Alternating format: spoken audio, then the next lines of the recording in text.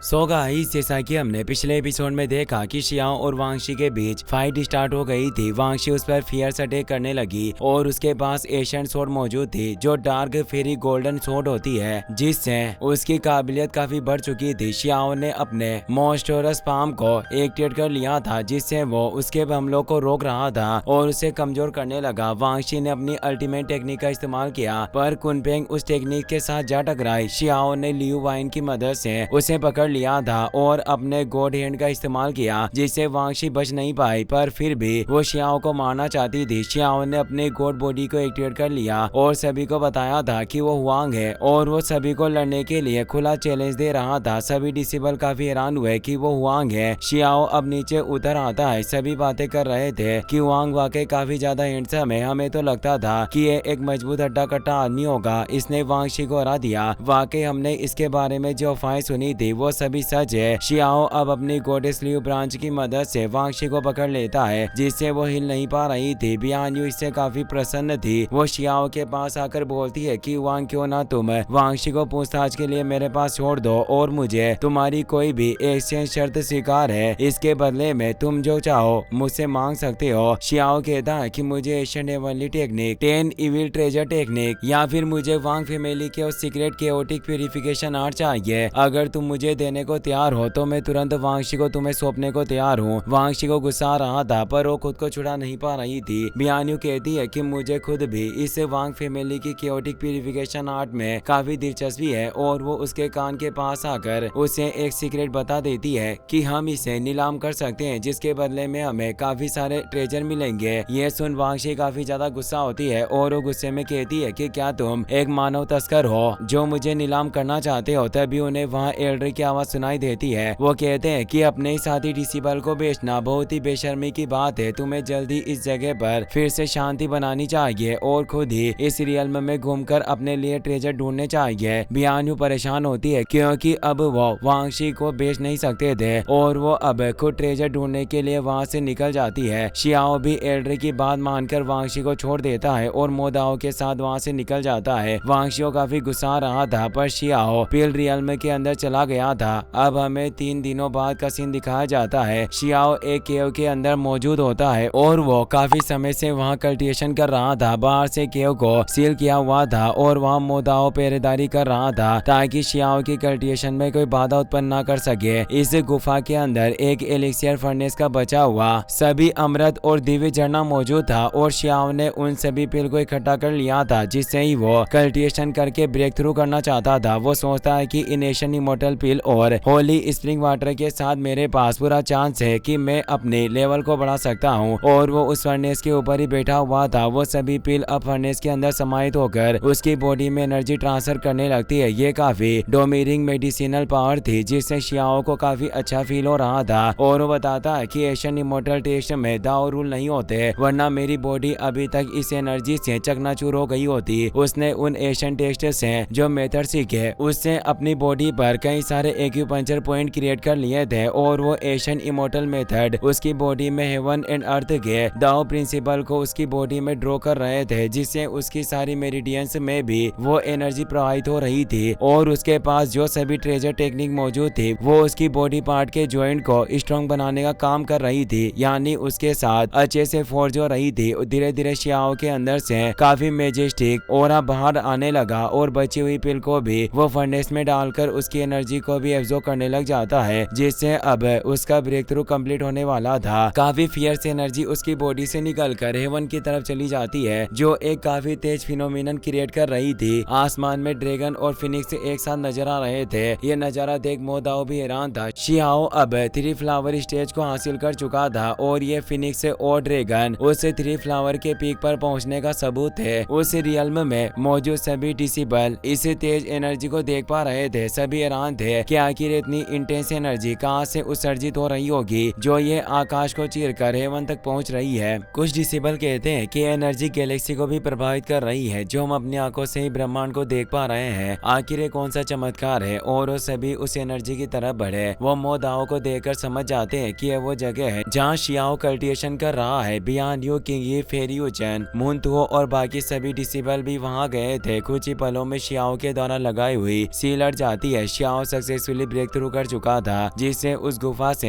एक तेज एनर्जी बाहर आती है जो सभी को हिलाकर रख देती है। सभी परेशान थे पर किंगी खुश होती है क्योंकि उसके हस्बैंड ने अचीवमेंट हासिल की थी। काफी सारे लोटस गुफा से बाहर आते हैं जो उस पूरी जगह को कवर कर लेती है। ये लोटस लाइटिंग के साथ फोर्ज थे। बियान यू भी यह नजारा देख खुद को लोटस को छूने से रोक नहीं पाई। शियाओ भी तेज लाइटिंग के साथ बाहर आ गया। उसकी बॉडी से काफी ज्यादा एनर्जी रिलीज हो रही थी और अब वो लाइटनिंग की तरह फास्ट हो गया था। वो काफी तेजी से ऊपर जाकर अपने ओरा को स्प्रेड करता है जिससे आसपास के पहाड़ नष्ट हो जाते हैं। शियाओ होली सेक्रीफाइस रियल्म में हेवनली गॉड रियल्म में पहुंच गया था जो 10वीं लेवल थी और अब वो अपने लीव ब्रांच से दाव फ्लावर के बीच से ऊपर उठाता है। अब वो 3 फ्लावर गैदरिंग के टॉप पर पहुंच गया था। ये नजारा देख सभी चकित रह गए। डिसिबल कहते हैं कि यह वांग पहले से ही इतना स्ट्रॉन्ग था, अब ये हेवनली गॉड रियल्म में पहुंच गया है। आखिर अब ये कितना पावरफुल बन चुका होगा। और अभी ये सिर्फ एक 20 साल का लड़का है। आज तक इतिहास में ऐसा कभी नहीं हुआ जब कोई 20 साल की उम्र में हेवनली गॉड रियल्म में पहुंचा हो। सभी के चेहरे देखने लायक थे। उनके आंखें फटी की फटी रह गई थी। उन्हें एहसास हो गया था कि शियाओ अभी इस वर्तमान एरा का सबसे यंगेस्ट हेवनली गॉड है और ये बिल्कुल वैसा था जैसे किसी ने कल्टिवेशन हिस्ट्री को पूरी तरीके से बदल दिया हो। शियाओ सोचता है कि मैं अभी भी इमोर्टल सीड के साथ फ्यूज्ड नहीं हुआ हूँ और अभी तो मुझे कई सारी ट्रिब्यूलेशन से और गुजरना है जिससे मेरी पावर और ज्यादा बढ़ जाएगी। पर अभी के लिए मुझे ऐसा फील हो रहा है जैसे मेरी बॉडी और आत्मा पूरी तरीके से बदल गई हो, मानो जैसे इनका पुनर्जन्म हुआ हो। वो इतनी तेजी से रन करने लगा कि कोई उसे देख नहीं पा रहा था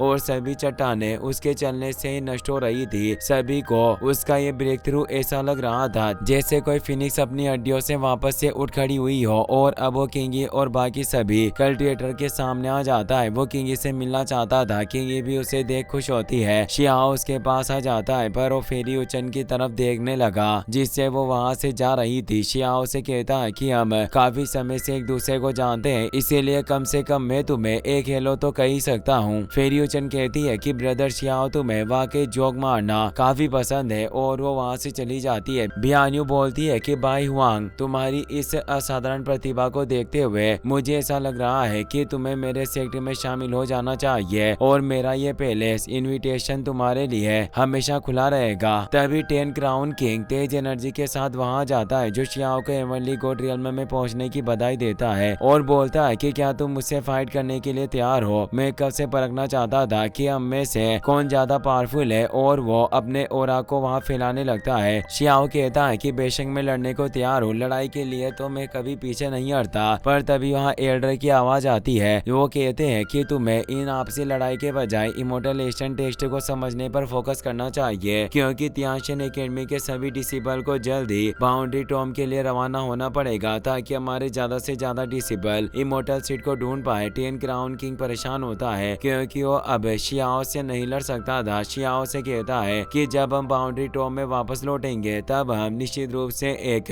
सेटिस्फाइंग बैटल करेंगे, लेकिन हम दोनों काफी समय से एक दूसरे को जानते हैं पर मैं अभी भी तुम्हारा असली नाम नहीं जानता। क्या तुम मुझे बता सकते हो? 10 क्राउन किंग कहता है कि मेरा असली नाम तियांजी है और वो अचानक उसके पास आकर बोलता है कि यह हमारी लड़ाई का काफी बेसब्री से इंतजार करूंगा। अब वो वहाँ से निकल जाता है। शियाओ भी मुस्कुरा रहा था क्योंकि उसे पूरी उम्मीद थी कि उसे हरा देगा। फिर अब हमें 3 महीने बाद का सीन दिखाया जाता है। शियाओ किंगी के साथ मेग्मा से भरे हुए इलाके को पार कर रहा था। वो कहता है कि 3 दिनों तक लगातार कल्टिवेशन करने के बाद मैं फाइनली 1 मिलियन यानी 10 लाख इमोर्टल एशियन टेस्ट को समझ चुका हूँ और अब वक्त आ गया है कि मैं अपने दोस्त फेटी लिटिल रेबिट और अपने छोटे भाई से मिलूं क्योंकि मैं जब से तियांशिन एकेडमी आया हूँ उनसे मिल नहीं पाया। कि ये भी कहती है कि मैं भी सिस्टर फेंगवू से मिलना चाहती हूँ। वो उनके 3000 स्टेट की ही एक कल्टिवेटर थी और उसने वांगशी की तियांशिन एकेडमी में काफी मदद की थी। अब वो दोनों धर्मा प्रैक्टिस रियल्म में पहुंच चुके थे जिससे वो तेजी से आगे बढ़ने लगे। किंगी कहती है कि हमारे 3000 स्टेट के लोगों को तुम्हारी मौत की खबर मिलने के बाद भी विश्वास नहीं हुआ कि तुम मर चुके हो और वो आज भी मानते हैं कि तुम जिंदा हो और जब सभी तुम्हें जिंदा देखेंगे तो वो निश्चित रूप से काफी सरप्राइज हो जाएंगे। शियाओ कहता है कि तुम सही कह रही हो, अब देखना है कि वो सरप्राइज होते हैं या फिर उन्हें तेज झटका लगता है। तभी उन्हें एक धमाका नजर आता है जो पास ही की एक एरिया में हुआ था। शियाओ कहता है कि ये मेरी खुशी में जलाए हुए पटाखे की तरह नहीं लग रहा, जरूर यहाँ कुछ